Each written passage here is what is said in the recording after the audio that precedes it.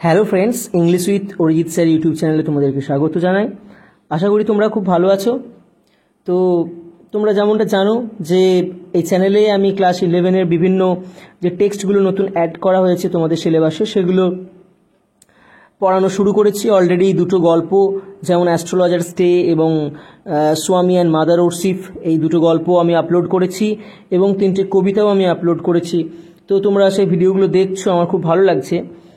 তো আজকে আমি আর একটা নতুন টেক্সট পড়াতে শুরু করব তোমাদেরকে। আমরা জানি যে সিস্টার নিবেদিতার লেখা দুটি গল্প রয়েছে। একটি হচ্ছে যেটি অলরেডি পড়িয়েছি, দ্য স্বামী অ্যান্ড মাদার ওরসিফ, এবং অপর যে গল্পটি অমরনাথ, সেটি আমরা আজকে পড়তে শুরু করব। তো যেহেতু আমরা সিস্টার নিবেদিতা সম্পর্কে অলরেডি পড়েছি আগের গল্পতে, তো এই গল্পতে আর সিস্টার নিবেদিতা সম্পর্কে ডিটেলসে যাচ্ছি না। শুধু সিস্টার নিবেদিতার, তোমরা জানো যে সিস্টার নিবেদিতা পুরো নাম হচ্ছে মার্গারেট এলিজাবেথ নোবেল, এবং তিনি স্বামী বিবেকানন্দের একজন শিষ্যা ছিলেন। ঠিক আছে, মানে স্পিরিচুয়াল ডটার অফ স্বামী বিবেকানন্দ। স্বামী বিবেকানন্দের উনি স্পিরিচুয়াল ডটার ছিলেন, এবং তাদের মধ্যে একটা খুব ভালো গুরু শিষ্যার একটা সম্পর্ক ছিল। তো এবার আমরা আসছি অমরনাথ। অমরনাথ তোমরা কি না, অমরনাথ তোমরা জানো যে একটা হিন্দু শৈব তীর্থক্ষেত্র। ঠিক আছে, যেটি কোথায় অবস্থিত? যেটি জম্মু কাশ্মীরের অনন্তনাগ জেলার পেহেলগাঁও নামক একটি জায়গায় অবস্থিত, এবং লক্ষ লক্ষ পুণ্যার্থী বা তীর্থযাত্রী তারা কিন্তু প্রত্যেক বছর, প্রধানত গ্রীষ্মকালে, এই অমরনাথ গুহায় যাত্রা করে থাকেন। ঠিক আছে, তাহলে এটা গেল যে অমরনাথ জায়গাটা কোথায় এবং সেটা কি। এবার আসি যে টেক্সটটা কোথা থেকে নেওয়া হয়েছে বা টেক্সটটা কবে পাবলিশড হয়েছিল, এই ব্যাপারগুলোতে। না, এই টেক্সটটা নেওয়া হয়েছে, আমরা জানি যে একই বই থেকে, the master as I saw him, যে বই থেকে আগের গল্পটিও নেওয়া হয়েছিল, স্বামী অ্যান্ড মাদার ওরসিফ, এই গল্পটি যে বই থেকে নেওয়া হয়েছিল, এই অমরনাথ গল্পটিও ওই একই বই থেকে নেওয়া হয়েছে, the master as I saw him, নিবেদিতার লেখা, এবং যেটি পাবলিশড হয়েছিল 1910 সালে। এবং এই অমরনাথ গল্পটি হচ্ছে তার ওই বইয়ের 8th চ্যাপ্টার। ঠিক আছে, 8 নম্বর চ্যাপ্টার। 27টা চ্যাপ্টারের মধ্যে এটি হচ্ছে 8ম চ্যাপ্টার। এটা তোমাদেরকে একটু মনে রাখতে হবে এমসিকিউ এর জন্য। তো এরপর আমরা সরাসরি কিন্তু টেক্সটটা পড়তে শুরু করব, আর কথা না বাড়ি। তো চলো তোমরা টেক্সটটা মন দিয়ে শুনতে থাকো।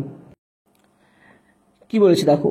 ইট was in the course of an open air meal in the Mughal gardens at Achabal. তো কি বললো? It was in the course of an open air meal. তাহলে এখানে ওপেন এয়ার মিল বলতে কি বোঝানো হয়েছে? না, খোলা আকাশের নিচে আহার করাটাকে বলা হচ্ছে open air meal. In the course of মানে হচ্ছে চলাকালীন, তাহলে খোলা আকাশের নিচে আহার পর্ব চলাকালীন। কোথায়? না, in the Mughal gardens. Mughal gardens, এটা মুঘল গার্ডেন অ্যাকচুয়ালি, এখানে স্পেলিংটা অন্যরকম দেওয়া আছে, MOGUL আছে মুঘল, কিন্তু এটা অ্যাকচুয়ালি হচ্ছে মুঘল, MUGHL, মুঘল, যে মুঘলরা শাসন করেছিল। যেহেতু মুঘলরা তৈরি করেছিলেন, সেজন্য মুঘল গার্ডেন্স নাম দেওয়া হয়েছে। কোথায় অবস্থিত এই মুঘল গার্ডেন্স? না, অ্যাট আছাবল। এই আছাবলটা আবার কি? না, আছাবল হচ্ছে কাশ্মীরের অনন্তনাগ ডিস্ট্রিক্টের একটা শহর। কি বললাম? কাশ্মীরের অনন্তনাগ ডিস্ট্রিক্টের একটা টাউনের নাম হচ্ছে আছাবল। সেই আছাবলের মুঘল গার্ডেন্সে যখন খোলা আকাশের নিচে আহার পর্ব চলছিল, সেই সময়তে কমা দিয়ে বলেছে that the Swami suddenly announced, তখন স্বামী হঠাৎ করেই ঘোষণা করেছিলেন that he would go to Amarnath, যে তিনি অমরনাথ যাবেন, অর্থাৎ অমরনাথে যাত্রা করবেন, উইথ দ্য পিলগ্রিমস, তীর্থযাত্রীদের সঙ্গে। পিলগ্রিমস কথাটা মানে হচ্ছে তীর্থযাত্রী, তাহলে অন্যান্য তীর্থযাত্রীদের সঙ্গে তিনিও অমরনাথে তীর্থযাত্রায় যাবেন। অ্যান্ড এবং take his daughter with him, তিনি তার কন্যাকেও তার সঙ্গে নেবেন। এখানে ডটার বলতে কাকে বোঝানো হচ্ছে? না, তার স্পিরিচুয়াল ডটার সিস্টার নিবেদিতাকে বোঝানো হচ্ছে। বুঝতে পারলে? তারপরে লাইনে, উইদিন আওয়ার লিটল পার্টি, আমাদের ওই ছোট্ট দলটির মধ্যে, পার্টি মানে এখানে দল, গ্রুপ। আমাদের সেই ছোট্ট দলটির মধ্যে, মানে যে কয়েকজন সদস্য মিলে যাবেন আর কি তীর্থযাত্রা করতে, তো সেই ছোট্ট দলটির মধ্যে there was too much feeling of delighted congratulation. There was too much feeling মানে যথেষ্ট পরিমাণ ফিলিং ছিল, আবেগ ছিল, কিসের? Of delighted congratulation. অর্থাৎ ডিলাইটেড কথাটা মনে হচ্ছে আনন্দিত, কংগ্রাচুলেশন মনে হচ্ছে অভিনন্দন। অর্থাৎ মানে আনন্দিত হয়ে অভিনন্দন জানানোর মতো যথেষ্ট ফিলিংস ছিল আমাদের দলটির মধ্যে বা দলের সদস্যদের মধ্যে, তাই না? তার মানে এক কথায় কি, মানে they were very much delighted after hearing this proposal from Swami Vivekananda. স্বামী বিবেকানন্দের মুখ থেকে এই প্রস্তাবটা শুনে তাদের দলের প্রত্যেককেই কিন্তু খুবই ডিলাইটেড হয়েছিলেন। অ্যান্ড দে কনগ্রাচুলেটেড ইচ আদার, তারা একে অপরকে অভিবাদন জানিয়েছিলেন বা অভিনন্দন জানিয়েছিলেন। বুঝতে পারলে? তারপরে কি বলেছে? For any obstacle to be put in the way of the fortunate member. তার মানে ফরচুনেট মেম্বার অর্থাৎ সৌভাগ্যশালী সদস্য বা সদস্যা। এখানে মোস্ট প্রবাবলি সিস্টার নিবেদিতা নিজেকে ফরচুনেট মেম্বার বলছেন।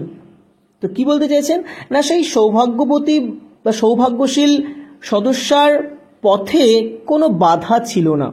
এই যে বলছে এনি অবস্টাকেল, অবস্টাকেল মানে হচ্ছে বাধা, টু বি পুট ইন মানে আশা, ইন দ্য ওয়ে পথে, অব দ্য ফরচুনেট মেম্বার সেই সৌভাগ্যবতী সদস্যার। অর্থাৎ সিস্টার নিবেদিতা বলতে চাইছেন যে তার যাবার পথে কোনো বাধা ছিল না, তাই না? মানে সবাই এটাকে অ্যাকসেপ্ট করে নিয়েছিলেন যে সিস্টার নিবেদিতা তাদের সঙ্গে যাবেন, তিনি গেলে কোনো অসুবিধা বা কোনো বাধা নেই। সেটাই বলছে any obstacle to be put in the way of the fortunate member, সেই ফরচুনেট মেম্বারের বা সৌভাগ্যশীল সদস্যার যাত্রাপথে কোনো বাধা ছিল না। বুঝতে পারলে? নেক্সট লাইনে, অ্যান্ড এইডেড দাস, এইডেড মানে হচ্ছে অ্যাসিস্টেড, অর্থাৎ সাহায্যপ্রাপ্ত হয়ে। তাহলে এইভাবে সবার দ্বারা সাহায্যপ্রাপ্ত হয়ে, as well as by the state officer, এছাড়াও স্টেট অফিসারের দ্বারা, যিনি কে ছিলেন না ইনচার্জ অফ দ্য জার্নি, যিনি ছিলেন এই যাত্রার ইনচার্জ। ইনচার্জ মানে কি, মানে তাঁর ওপরেই মানে ভার ছিল এই পুরো দলটাকে সামলানোর, বা এই পুরো জার্নিটাকে সামলানোর ভার ছিল তার উপরে, তিনি ছিলেন in charge.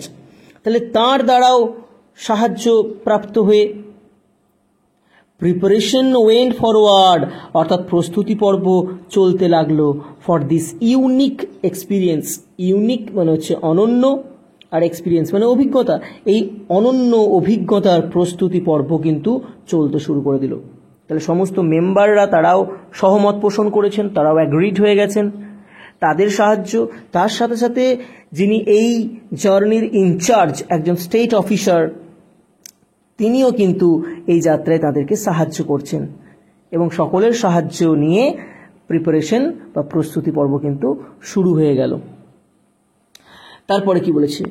Kashmir seemed in those weeks, ওই কয়েকটি সপ্তাহে কাশ্মীরকে মনে হচ্ছিল, কাশ্মীর সিমড মানে কাশ্মীরকে যেন মনে হচ্ছিল, ইন দোজ উইকস ওই সপ্তাহগুলিতে, to be full of pilgrims, যেন তীর্থযাত্রীতে একদম পরিপূর্ণ।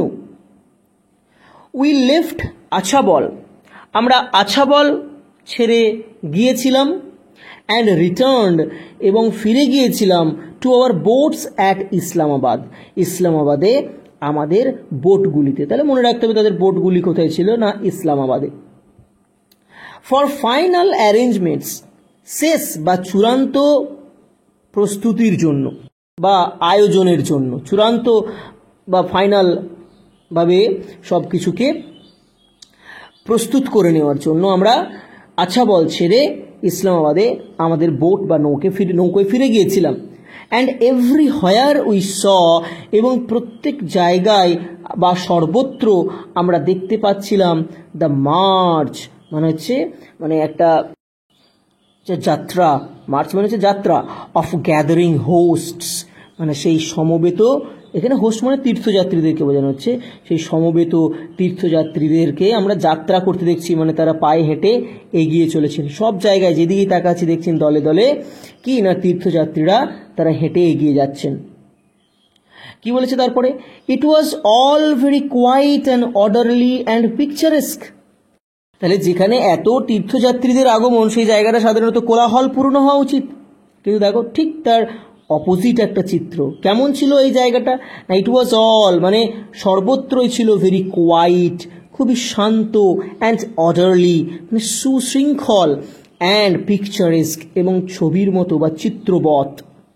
সব দিকই খুবই শান্ত, সব কিছু একদম অর্ডারলি করছেন, কেউ কোনো রকম কোনো বিশৃঙ্খলা করছেন না, সব শৃঙ্খলা মেনে হেঁটে চলেছেন, এবং দেখে যেন মনে হচ্ছে একটা ছবির মতো ব্যাপার। 2 or 3,000 people would encamp in a field. 2-3 হাজার মানুষ একটা মাঠের মধ্যে তাঁবু খাটিয়েছিল।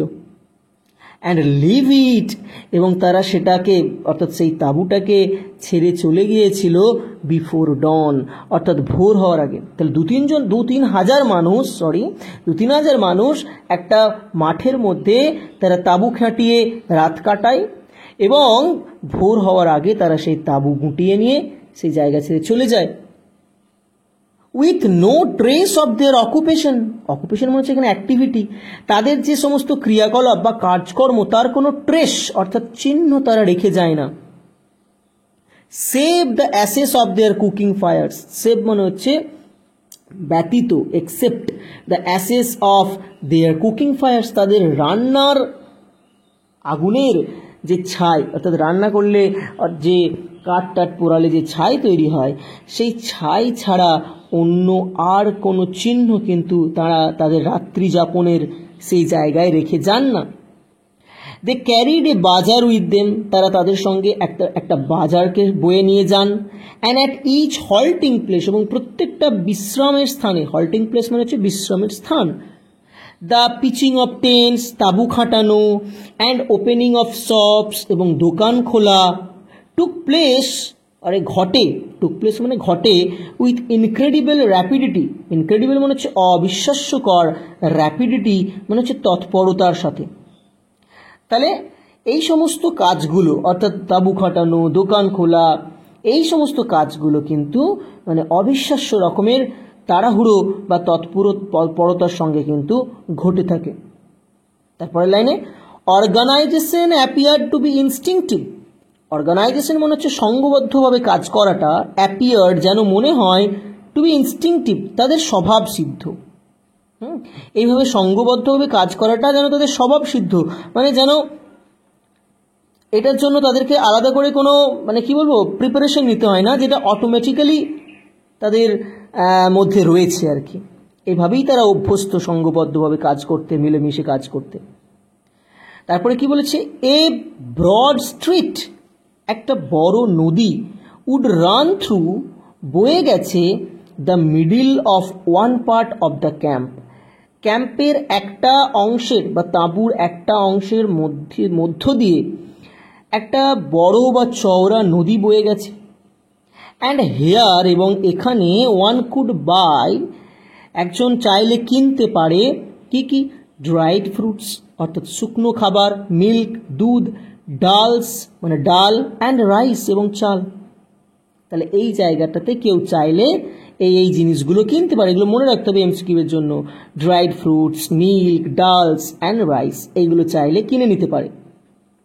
The tent of the tahsildar, তহসিলদারের যে তাঁবুটা, with that of the swami on one side, যার একদিকে ছিল স্বামী অর্থাৎ স্বামী বিবেকানন্দের তাঁবু, and my own on the other, এবং আমার নিজের তাঁবুটা ছিল অন্যদিকে। তাহলে এক পাশে স্বামীজির তাঁবু, আর অন্য পাশে হচ্ছে কি না সিস্টার নিবেদিতার তাঁবু, আর মাঝখানে হচ্ছে তহসিলদারের তাঁবুটা। এক পাশে স্বামীজির আর এক পাশে নিবেদিতার তাঁবু, মাঝখানে হচ্ছে তহসিলদারের তাঁবুটা। ওয়াজ জেনারেলি প্লেসড, অর্থাৎ সেটাকে খাটানো হয়েছিল সাধারণত এমনই একটা স্থানে, নিয়ার সাম অ্যাডভেন্টেজিয়াস স্পট, একটা সুবিধাজনক জায়গায়। তার তাঁবুটাকে সাধারণত একটা সুবিধাজনক জায়গায় খাটানো হয়েছিল। কেন না, for the lighting of the evening fire, অর্থাৎ সন্ধ্যাবেলায় যেন আগুন জ্বালাতে সুবিধা হয়। Lighting of the evening fire, সন্ধ্যাবেলায় যেন আগুন জ্বালাতে সুবিধা হয়, এরকম একটা সুবিধাজনক স্থানেতে। And thus is neighbourhood tended to form a social centre.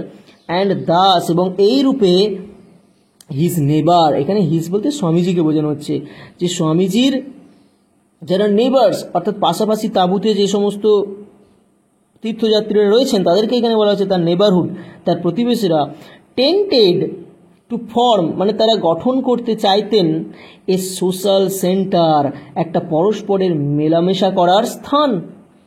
তাহলে কি বলবো এখানে আমরা, এই যে thus is neighbourhood tended to form a social centre, মানে যে এভাবেই তার প্রতিবেশীরা পরস্পরের সঙ্গে মেলামেশা করার একটা স্থান গঠন করার চেষ্টা করতেন। ঠিক আছে, মানে যে জায়গাটাতে এসে সবাই মিলে মেলামেশা করে একটা আলোচনা করতে পারে, এরকম একটা তারা সোশ্যাল সেন্টার গড়ে তোলার চেষ্টা করতেন। তারপরে কি বলেছে, there were hundreds of monks of all the orders, সেখানে সকল সম্প্রদায়ের শত শত সাধুরা ছিলেন। ঠিক আছে, এখানে অফ অল দ্য অর্ডার্স মানে হচ্ছে সমস্ত সম্প্রদায়ের শত শত সাধুরা সেখানে ছিলেন। উইথ দেয়ার গেরুয়া টেন্টস, তাদের গেরুয়া রঙের তাঁবু খাটিয়ে। ঠিক আছে, তাহলে তাদের তাঁবুর যে রঙটা সেটা কি রঙের ছিল না, গেরুয়া বা গৈরিক রঙের, এটা মনে রাখতে হবে। সাম অর্থাৎ সাম টেন্টস, কিছু কিছু তাঁবু, no larger than a good sized umbrella, একটা ভালো আকারের ছাতার থেকে বড় নয়। তার মানে কিছু কিছু তাঁবু ছিল যেগুলো একটা বেশ ভালো আকারের বা বড় সাইজের ছাতার মতো আকৃতির। ঠিক আছে, তারপরে অ্যান্ড অ্যামংস দিস, এবং এই সমস্ত তাঁবুগুলোর মধ্যে অ্যাকচুয়ালি মানে সেই তাঁবুতে যে সমস্ত তীর্থযাত্রীরা ছিলেন আর কি, তাদের মধ্যে দ্য স্বামীজ ইনফ্লুয়েন্স অর্থাৎ স্বামীজির প্রভাব অ্যাপিয়ার্ড টু বি, যেন মনে হতো ম্যাগনেটিক, চুম্বকীয়। অর্থাৎ সেই তাঁবুর মধ্যে যে সমস্ত তীর্থযাত্রীরা বা সাধু সন্তরা থাকতেন তারা যেন স্বামীজির প্রতি আকৃষ্ট হতেন। স্বামীজির মধ্যে যেন একটা ম্যাগনেটিক পাওয়ার রয়েছে, একটা চুম্বকীয় ক্ষমতা, তিনি যেন সবাইকে আকৃষ্ট করতে পারেন। সেজন্য বলল যে Swamiji's influence appear to be magnetic, সেই সমস্ত তাঁবুগুলোর মধ্যে স্বামীজির প্রভাবটাকে যেন দেখে মনে হতো চুম্বকীয়, তিনি সবাইকে তার দিকে আকৃষ্ট করতে পারতেন। The more learned of them, তাদের মধ্যে যারা অধিকতর শিক্ষিত বা জ্ঞানী ব্যক্তি, সোয়ামড মানে ভিড় করা বা ঝাঁকে ঝাঁকে এসে ভিড় করা, অ্যাবাউট হিম, তার চারিপাশে এসে ভিড় করতেন, অ্যাট এভরি হল্টিং প্লেস, প্রত্যেকটা বিশ্রাম স্থানে তাদের মধ্যে অধিকতর যারা শিক্ষিত বা জ্ঞানী ব্যক্তি তারা স্বামীজির চারপাশে এসে ভিড় করতেন। ফিলিং হিজ টেন্ট, তার তাঁবুটাকে তারা ভরিয়ে তুলতেন। অ্যান্ড রিমেইনিং অ্যাবজর্বড, এবং তারা নিমগ্ন থাকতেন বা আচ্ছন্ন থাকতেন, ইন কনভারসেশন অর্থাৎ কথোপকথনের মধ্যে তারা ডুবে থাকতেন। কতক্ষণ না, through out the hours of the day light, যতক্ষণ দিনের আলো থাকতো সেই পুরো সময়টা জুড়ে তারা কিন্তু স্বামীজির সঙ্গে বিভিন্ন কথোপকথনে নিমগ্ন থাকতেন। বুঝতে পারলে? তারপরের প্রায় কি বলেছে, the talk on their side, অর্থাৎ তাদের মধ্যে যে আলোচনা বা কথোপকথন হতো, he told us afterwards, he বলতে Swamiji told us afterwards, Swamiji সেগুলো আমাদেরকে পরবর্তীকালে বলতেন। সেগুলো কি নিয়েছিল না, had been all of Shiva, সব আলোচনাটাই ছিল শিবকে কেন্দ্র করে। স্বামীজি পরবর্তীকালে তার শিষ্যদেরকে যখন বলতেন যে ওই সমস্ত সাধুদের সঙ্গে তার কি নিয়ে আলোচনা ছিল বা কি আলোচনার বিষয় ছিল না, শিব ছিলেন তাদের আলোচনার বিষয়। অ্যান্ড এবং they had remonstrated with him seriously, remonstrated মানে হচ্ছে কি, মানে আপত্তি জানানো বা বিতর্ক করা। উইথ হিম মানে উইথ স্বামীজি, তারা স্বামীজির সঙ্গে বিতর্ক করতেন সিরিয়াসলি, খুব গুরুতরভাবে। কেন বা কখন? না হোয়েন হি হ্যাড ইনসিস্টেড, যখন তিনি একটু জোরাজুরি করতেন বা জোর করতেন, অকেশনালি মাঝে মধ্যে, কি করতে জোর করতেন? না অন ড্রয়িং দেয়ার অ্যাটেনশন, তাদের মনোযোগকে আকর্ষণ করার জন্য বা মনোযোগ টানার জন্য, to the world about them, তাদের চারিপাশের যে জগৎ অর্থাৎ যে বাহ্যিক জগৎ, সেই জগতের প্রতি তিনি যখন মাঝে মধ্যে জোরপূর্বক তাদের মনোযোগকে আকর্ষণ করার চেষ্টা করতেন, তখন সেই সমস্ত সাধুরা স্বামীজির সঙ্গে কিন্তু খুব সিরিয়াসলি একটা বিতর্ক জুড়ে দিতেন বা তারা তার প্রতিবাদ করতেন। Even foreigners they urged were men, even foreigners এমনকি বিদেশিরাও, দে আর্জড তারা এমনটা দাবি করতেন, ওয়ার মেন তারাও মানুষ, অর্থাৎ সেই সমস্ত সাধুরা কি দাবি করতেন? যে ফরেনার্সরা অর্থাৎ বিদেশিরাও তারাও কিন্তু হচ্ছেন মানুষ। Why make such distinction between স্বদেশ অ্যান্ড বিদেশ, তাহলে স্বদেশ এবং বিদেশের মধ্যে এমন পার্থক্য কেন করা হবে? ডিস্টিংশন মানে হচ্ছে পার্থক্য, তাই স্বদেশ এবং বিদেশের মধ্যে কেন এমন পার্থক্য করা হবে, এই প্রশ্নটা কিন্তু তারা তুলতেন। তারপর কি বলেছে? নর could many of them understand, তাদের মধ্যে অনেকেই বুঝতে পারতেন না, কিটা না the warmth of his love, তার ভালোবাসার যে ওয়ার্মথ অর্থাৎ পরশ, অ্যান্ড সিম্প্যাথি এবং সহানুভূতি, কাদের জন্য? না ফর মোহামেডানিজম, অর্থাৎ মুসলমান ধর্মের প্রতি তার যে একটা উষ্ণ ভালোবাসা রয়েছে, তার যে একটা সহানুভূতি রয়েছে, সেটা কিন্তু তাদের মধ্যে অর্থাৎ সেই সাধুদের মধ্যে অনেকেই বুঝে উঠতে পারতেন না যে স্বামীজি তো একজন হিন্দু ধর্মের মানুষ, তাই না? তাহলে তার কেন মোহামেডানিজমের প্রতি বা মুসলমান ধর্মের প্রতি ভালোবাসা সহানুভূতি থাকবে, এটা অনেকেই বুঝতে পারতেন না। তারপরে লাইনে বলেছে দ্য সেম আদার ওয়ার্ল্ডলিনেস, আদার ওয়ার্ল্ডলিনেস মানে হচ্ছে মানে অপর পার্থিব চিন্তাভাবনা বা পরলোক সম্বন্ধীয় চিন্তাভাবনা। তাহলে দ্য সেম ওই একই পরলোক সম্বন্ধীয় চিন্তাটা, দ্যাট মেড যা করে তুলেছিল স্বদেশ অ্যান্ড বিদেশ, স্বদেশ এবং বিদেশকে ইনডিস্টিংগুইশেবল অর্থাৎ প্রভেদ শূন্য বা অবিভেদ্য বা অবিচ্ছেদ্য। তাহলে যে পরলোক সম্বন্ধীয় চিন্তা স্বদেশ এবং বিদেশকে প্রভেদ শূন্য করে তুলেছিল, অলসো প্রিভেন্টেড অর্থাৎ সেই একই পরলোক সম্বন্ধীয় চিন্তাটাই প্রিভেন্টেড অর্থাৎ বাধা দিত দিজ সিম্পল সোলস, এই সাধারণ আত্মাগুলিকে, তার মানে এই সমস্ত সাধারণ সাধুদেরকে কি করতে বাধা দিত? না ফ্রম ফর্মালি কনসিভিং, নীতিগতভাবে ভাবতে, কনসিভ করা মানে হচ্ছে কিছু ভাবা বা চিন্তা করতে, অফ আ ইউনিটি একটা অখণ্ড সত্তার কথা ভাবতে বাধা দিত। ইন হুইচ অর্থাৎ যে অখণ্ড সত্তার মধ্যে Hindu and Muslim, Hindu and Mohammedan অর্থাৎ হিন্দু এবং মুসলিম, ওয়ার বাট রাইভাল এলিমেন্টস, দুটি পরস্পর প্রতিদ্বন্দ্বী উপাদান, রাইভাল মানে হচ্ছে প্রতিদ্বন্দ্বী, এলিমেন্টস মানে উপাদান। তাহলে যে ইউনিটি বা অখণ্ড সত্তার মধ্যে হিন্দু এবং মুসলমান ছিল দুটি পরস্পর বিরোধী উপাদান, অর্থাৎ তারা কিন্তু হিন্দু এবং মুসলমানকে মানে এক ভাবতে পারতেন না, অখণ্ড সত্তা হিসেবে তারা ভাবতে পারতেন না। এই সমস্ত সাধুরা, তাদের মতে বা তাদের কাছে হিন্দু এবং মুসলমান হচ্ছে কি না দুটি পরস্পর প্রতিদ্বন্দ্বী উপাদান। এটা তাদেরকে ভাবতে বাধা দিত। কোন জিনিসটা? না ওই আদার ওয়ার্ল্ডনেস অর্থাৎ পরলোক সম্বন্ধীয় যে চিন্তা, সেই চিন্তাটা কিন্তু তাদেরকে এই ভাবনা থেকে বাধা দিত। তারপরে কি বলেছে?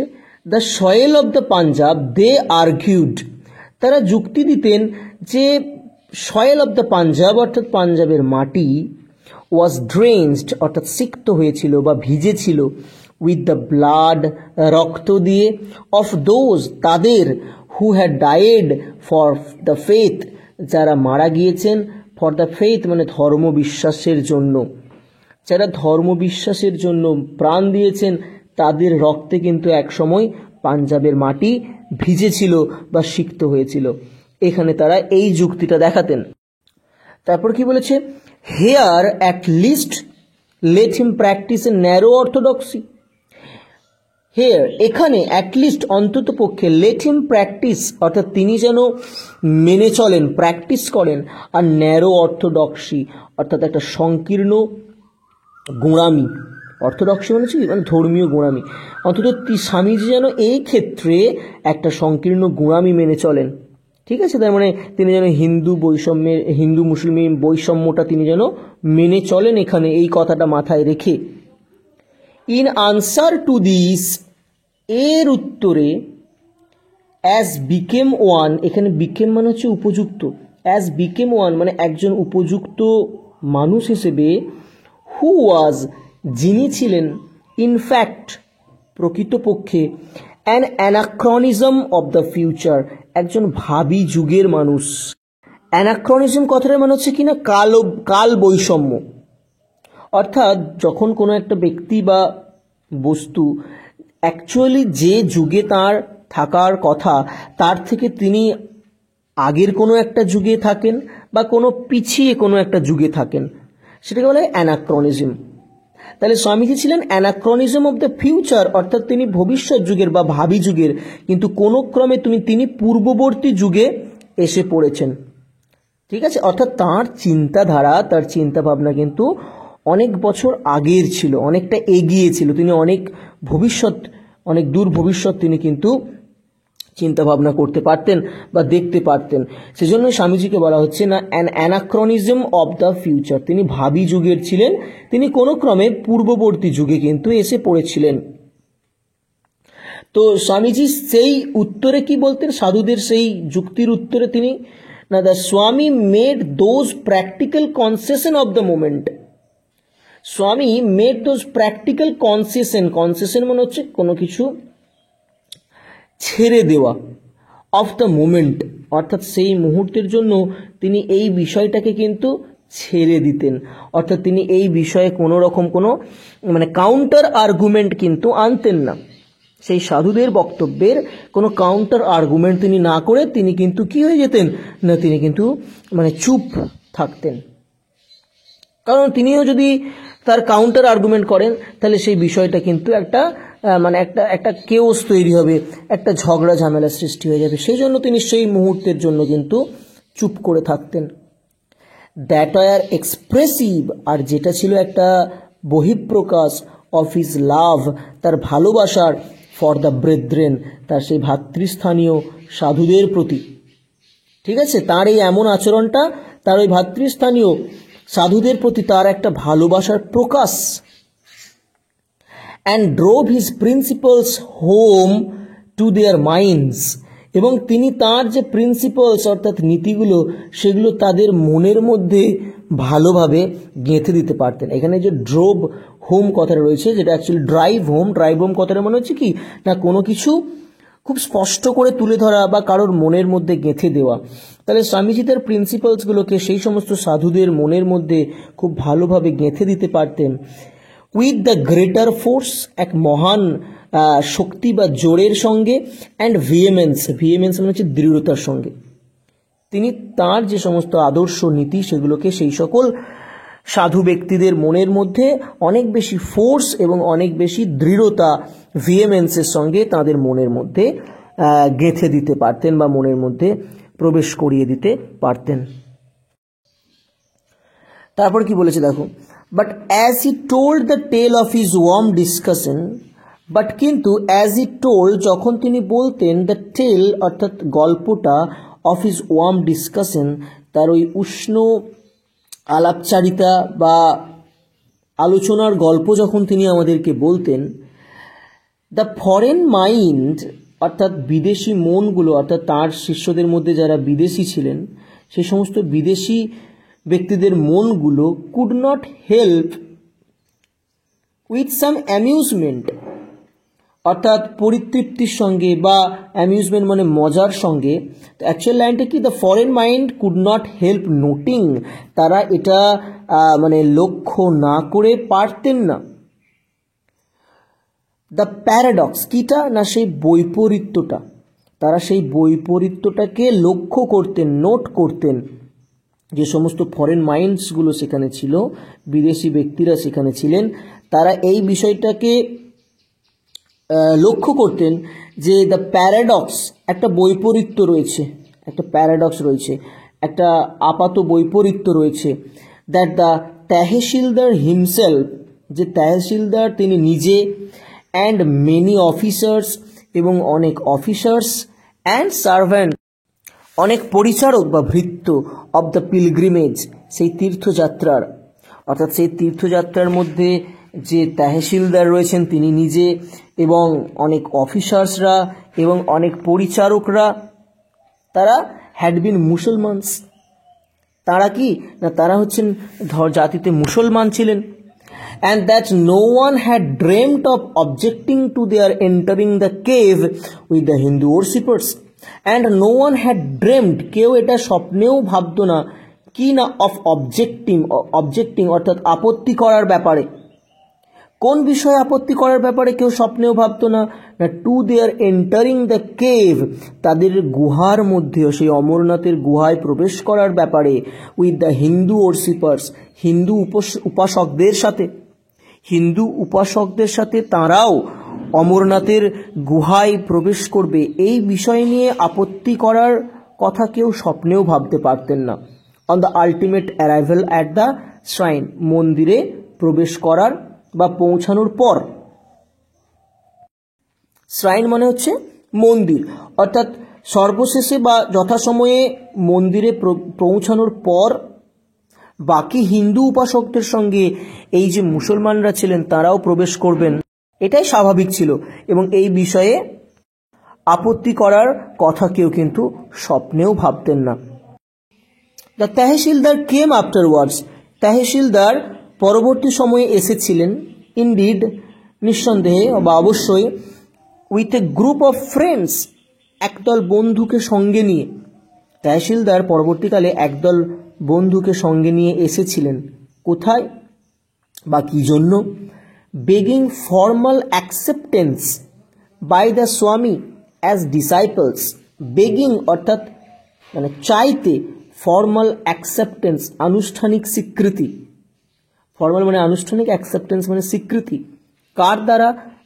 বাই দ্য স্বামী অর্থাৎ স্বামীজির দ্বারা, অ্যাজ ডিসাইপল শিষ্য হিসাবে, অর্থাৎ শিষ্য হিসেবে আনুষ্ঠানিক স্বীকৃতি পাওয়ার জন্য তারা কিন্তু স্বামীজির কাছে আসতেন এবং প্রার্থনা করতেন যে স্বামীজি যেন তাদেরকে শিষ্য হিসেবে স্বীকার করে নেন বা স্বীকৃতি দেন।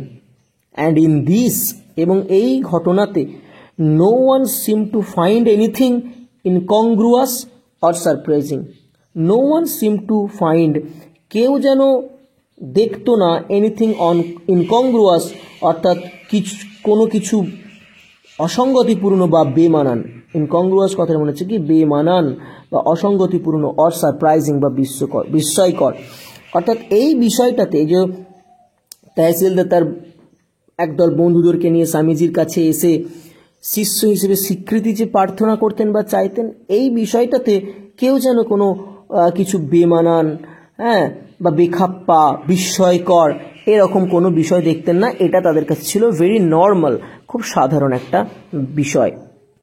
বুঝতে পারলে?